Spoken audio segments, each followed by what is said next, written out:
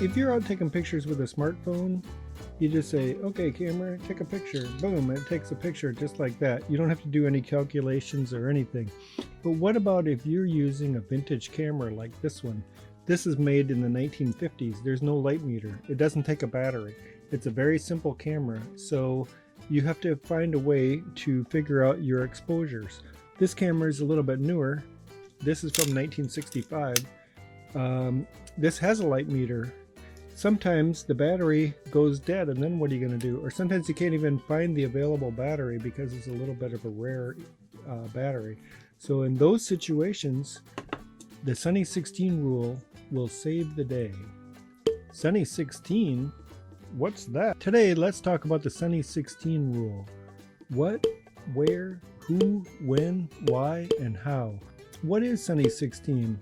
It's a way to determine your exposures when you need to without a light meter. Where do you use it? You use it outdoors. Who uses it? The people that don't have a light meter. Who started it? I don't know. When? When do you need it? You need it when you don't have a light meter. When did it start? I think it started about 100 years ago. Why? Because sometimes you need to get the right exposure and you don't have a light meter in your camera, or you don't even have a handheld light meter. And how? Okay, so I'm going to tell you about the how. First, get your roll of film. Look on the roll of film or the box that it came in, and it's going to tell the ISO. Back when I was a boy, it was ASA. Now it's ISO, but it's still the same thing. It's the sensitivity of the film to light. So the lower number is 100. So you can find 100, 200, 400, 800, and there's fast ones too, like 1600 and 3200. For example, if it's 400, then you'd get your camera, and there's a spot here for ASA, and you would set 400. There, that's one. What's number two? Your aperture. You want to set it to 16. So that's two. What else? Right here, we're going to set our shutter speed. This camera has a 1,000th is its highest speed. There's also a 500th of a second. There's a 125th. There's a 250th. So if you're doing the Sunny 16, you set ASA right there to 400. You set f16 here, and then if it's 400 speed, then your shutter should be 1/400th of a second. Hey, it doesn't have a 400th. Well, it has a 500th. That's pretty close. Set it for 500. Now, what if your film is 200 speed? So you would set to a 200th of a second. Doesn't have it, so 250th. And what if it's 100 speed film? Then you would use 1/100th. It doesn't have that, but it has 1/25th. So that's how you set it.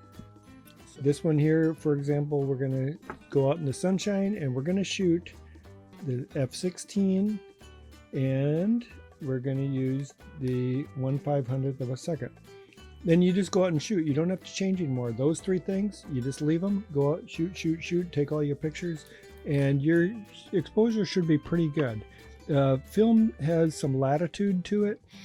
It doesn't have to be right exact, or else you're not going to get any kind of a photo. So there is some latitude in there. So it's a little bit of wiggle room that Kodak and Fuji and Ilford and these other companies, they give you a little latitude.